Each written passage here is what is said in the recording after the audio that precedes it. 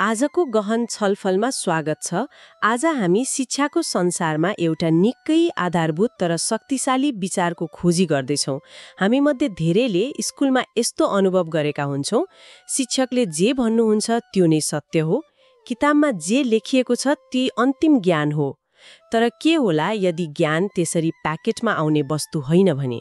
आज हामी इन्द्रप्रसाद तिमल सेनाको एउटा प्राज्ञनिक लेखको आधारमा यही प्रश्नको गहिराईमा पुग्नेछौँ। उहाँको लेखको शीर्षक छ उत्तर आधुनिकताले शिक्षण सिकाइमा ल्याएको दार्शनिक परिवर्तनको एक समीक्षा। ल अब यसलाई खोतलौं। के ज्ञान एउटा स्थिर र सार्वभौम ढुङ्गा हो जुन शिक्षकले विद्यार्थीको दिमागमा राखिदिन्छ, वा यो त्योभन्दा धेरै गतिशील, तरल र हामी सबै मिलेर बनाउने प्रक्रिया हो? यो प्रश्नले शिक्षाको पुरै जग हल्लाइदिन्छ। यो छलफलको मुटु नै यही हो। परम्परागत अर्थात् आधुनिकतावादी सोचले भन्थ्यो सत्य एउटै हुन्छ, ज्ञान निश्चित छ र त्यो विज्ञबाट अज्ञानीसम्म पुग्छ। तर जब समाज जटिल, बहुसांस्कृतिक र बहुआवाजयुक्त हुँदै गयो, यो एकल सत्यको अवधारणा अलि साँघुरो देखिन थाल्यो। त्यसैले आजको हाम्रो उद्देश्य उत्तर आधुनिकताले कसरी ज्ञान शिक्षक र सिकारुको भूमिकालाई हेर्ने हाम्रो पुरानो चस्मा फुकालेर नयाँ, लचिलो र धेरै दृष्टिकोण अटाउने लेन्स लगाइदियो भन्ने कुरालाई सरल भाषामा केलाउनु हो। त्यसो भए सुरुमा यी दुई दृष्टिकोण, आधुनिकतावादी र उत्तर आधुनिकतावादी बीचको आधारभूत भिन्नताबाटै सुरु गरौँ न। हुन्छ, त्यहीबाटै सुरु गरौँ। स्रोतका अनुसार आधुनिकतावादी कक्षा कोठामा शिक्षक ज्ञानको केन्द्र हुनुहुन्थ्यो। एक किसिमले भन्दा ज्ञानको मालिक। विद्यार्थीको काम भनेको त्यो ज्ञानलाई चुपचाप ग्रहण गर्ने, होइन त? हो, र त्यसको प्रभाव बहिरो थियो। त्यो मोडेलमा विद्यार्थीलाई एउटा खाली भाँडो, एम्प्टी भेसल जस्तो मानिन्थ्यो, जसलाई शिक्षकले ज्ञानले भर्नुपर्छ।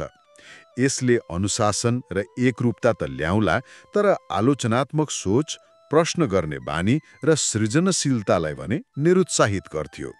उत्तराधुनिकतावादले ठिक यहीँनेर हस्तक्षेप गर्छ।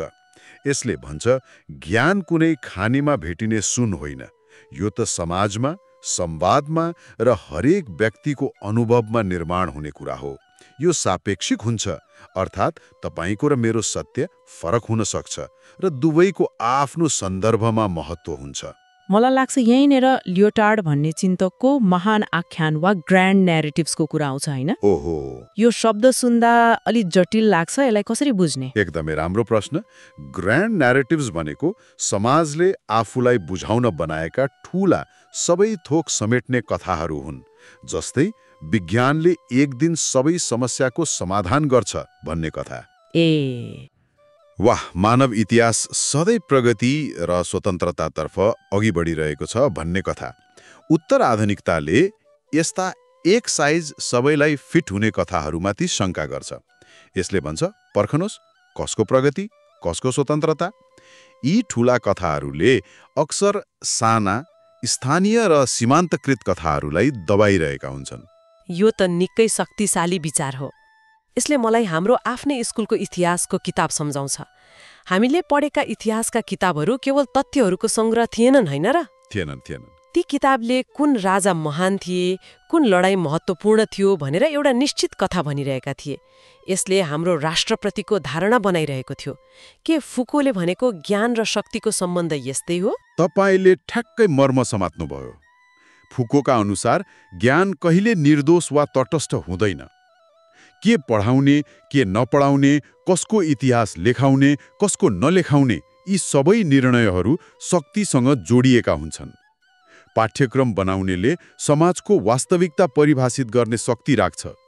त्यसैले उत्तर आधुनिकताले सत्य के हो भनेर सोध्नुभन्दा पनि कसले यसलाई सत्य बनायो र किन, यसबाट कसलाई फाइदा पुग्छ जस्ता प्रश्नहरू सोध्न सिकाउँछ।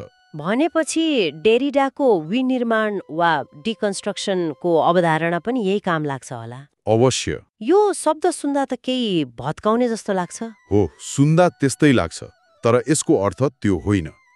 यसलाई एउटा मेकानिकले गाडीको इन्जिन खोलेको कल्पना गर्नुहोस्।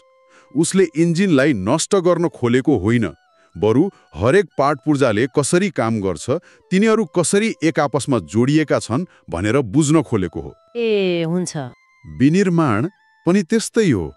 हामी शिक्षामा प्रयोग हुने अनुशासन जस्तो शब्दलाई खोल्छौं। यो नियम कसले बनायो? यसबाट कसलाई फाइदा हुन्छ?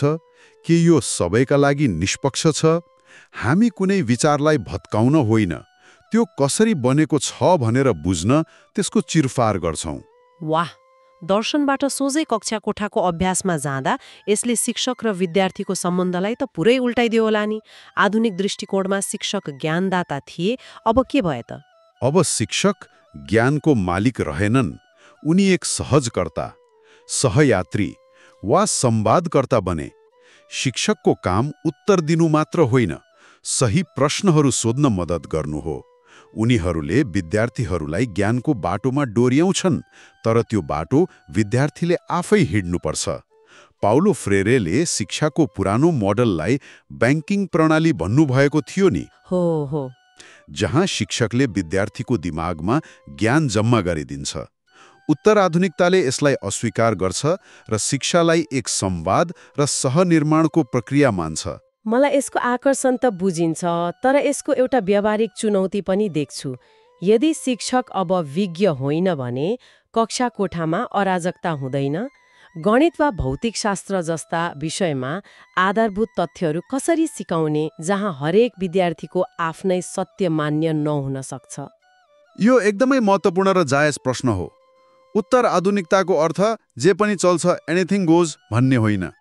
यसको मतलब 2 + 2 = 5 हुन्छ भन्नु पटक्कै होइन। बरु यसले सोध्छ, हामीले गणित किन यो तरिकाले सिक्छौं? यसका अरू तरिकाहरू छन् कि? यो ज्ञान हाम्रो जीवनमा कसरी प्रयोग हुन्छ? यसले विद्यार्थीलाई निष्क्रिय ग्रहणकर्ताबाट सक्रिय ज्ञान निर्माता बनाउँछ। उनीहरू अब उत्तरहरू घोक्ने मात्र होइनन्, उत्तरहरू पछाडिको किन खोज्ने आलोचक बन्छन्। उनीहरूको अनुभव, आवाज र दृष्टिकोणले कक्षा कोठामा ठाउँ पाउँछ। स्रोतमा जिरोक्स र मैक्लेरेन जस्ता चिन्तकहरूलाई उद्धृत गर्दै भनिएको छ कि यसले शिक्षालाई सामाजिक न्याय र रूपान्तरणको शक्तिशाली उपकरण बनाउँछ। र पाठ्यक्रमको कुरा गर्दा आधुनिक पाठ्यक्रम त एकदमै निश्चित र विषय केन्द्रित हुन्थ्यो, तर उत्तराधुनिक पाठ्यक्रम कस्तो देखिन्छ होला? के यो हरेक दिन परिवर्तन हुन्छ? यो पूर्व निर्धारित र सिधा रेखामा हिँड्दैन। डोल्का अनुसार उत्तराधुनिक पाठ्यक्रम लचिलो, जटिल र विद्यार्थी केन्द्रित हुन्छ। कल्पना गर्नुहोस्, इतिहासको कक्षामा पृथ्वीनारायण शाहको एकीकरण पढाउनुको सट्टा एउटा प्रोजेक्ट दिन्छ। कस्तो प्रोजेक्ट? आफ्नो समुदायको कुनै एक वृद्ध व्यक्तिसँग कुरा गरेर उहाँको पालामा तपाईँको गाउँठाउँ कस्तो थियो भनेर सोधखोज गर्नुहोस् र त्यसलाई आजको अवस्थासँग तुलना गर्नुहोस्। यहाँ विद्यार्थीले किताबको ज्ञानलाई स्थानीय र जीवित ज्ञानसँग जोड्छ। यसले स्थानीय ज्ञान र सांस्कृतिक सन्दर्भलाई प्राथमिकता दिन्छ। अनि मूल्याङ्कन नि? नम्बर र ग्रेडको त कामै नहोला यस्तो प्रणालीमा। ठ्याक्कै। मूल्याङ्कन पनि परीक्षामा कति नम्बर आयो भन्नेमा मात्र सीमित हुँदैन। यो प्रक्रिया केन्द्रित हुन्छ। विद्यार्थीले वर्षभरि गरेको कामको पोर्टफोलियो, समूहमा गरेको कामको विश्लेषण र आत्ममूल्याङ्कन। अर्थात् मैले यो प्रक्रियामा के सिकेँ भन्ने प्रश्नको उत्तर हो। त्यस्तै कुराहरूमा जोड दिइन्छ। उद्देश्य भनेको विद्यार्थीलाई एउटा नम्बरको लेबल लगाउनु होइन, उसको सिकाइ यात्रालाई बुझ्नु र सहयोग गर्नु हो। ठिक छ, यदि कक्षा कोठा, पाठ्यक्रम र मूल्याङ्कनै यति फरक छ भने विद्यार्थीलाई पढ्न प्रेरित गर्ने तरिका पनि पक्कै फरक हुनुपर्छ। पुरानो प्रणालीको पुरस्कार, दण्ड र प्रथम द्वितीयको दौड त यहाँ काम नलाग्ला। तपाईँले एकदम सही ठाउँमा ल्याउनुभयो। परम्परागत रूपमा उत्प्रेरणालाई नितान्त व्यक्तिगत र मनोवैज्ञानिक कुरा मानिन्थ्यो। जस्तै स्किनरको व्यवहारवादले बाहिरी पुरस्कार र दण्डले मानिसलाई प्रेरित गर्छ भन्थ्यो। मास्लोले आत्मसम्मान र आत्मसिद्धिको भित्री चाहनालाई जोड दिए। तर उत्तर आधुनिकताले यहाँ पनि एउटा आधारभूत प्रश्न उठाउँछ। के उत्प्रेरणा साँच्चै व्यक्तिको दिमागभित्र मात्र हुन्छ? एकछिन पर्खनुस्, यो त निकै फरक सोचाइ भयो।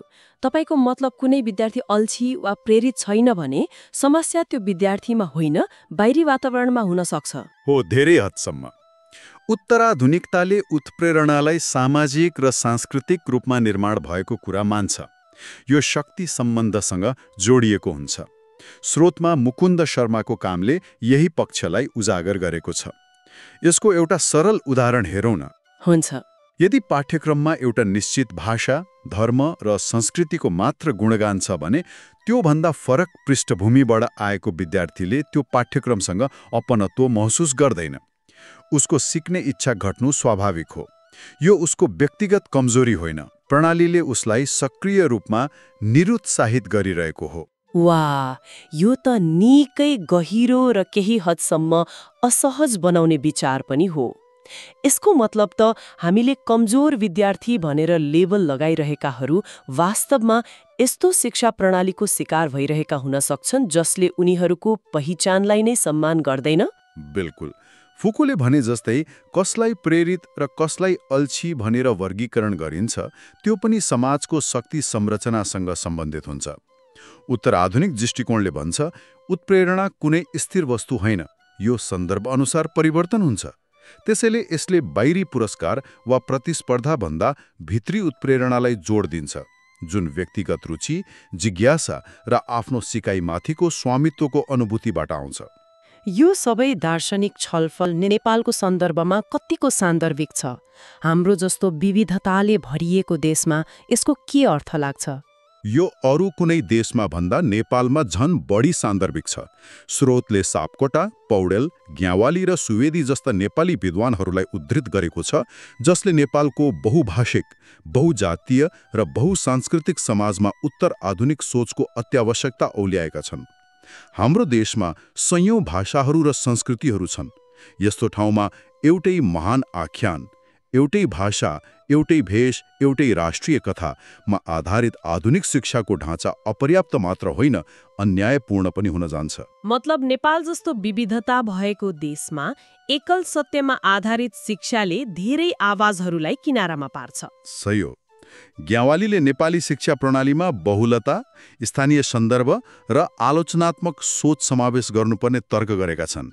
उत्तराधुनिक दृष्टिकोणले शिक्षालाई सत्ताको विचार पुनरुत्पादन गर्ने माध्यमको रूपमा होइन, समावेशी संवाद र सामाजिक न्यायको उपकरण बनाउने दार्शनिक आधार दिन्छ। यसले विद्यालयहरूलाई स्थानीय ज्ञान, भाषाहरू र सीमान्तकृत आवाजहरूलाई सम्मान र समावेश गर्ने ठाउँ बनाउन प्रेरित गर्छ।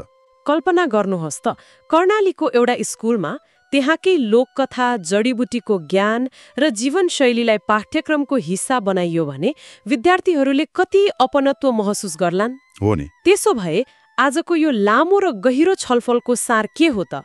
यदि एउटै वाक्यमा भन्नुपर्दा उत्तराधुनिकताले शिक्षालाई के परिवर्तन गर्यो?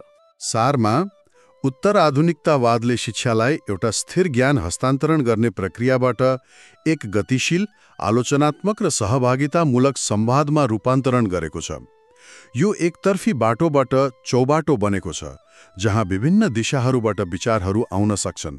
र यो छलफलको मुख्य प्राप्ति भनेको उत्तर आधुनिकताले शिक्षालाई अनुशासन र नियन्त्रणको माध्यमबाट स्वतन्त्रता र सशक्तिकरणको माध्यमको रूपमा पुनः परिभाषित गरेको छ।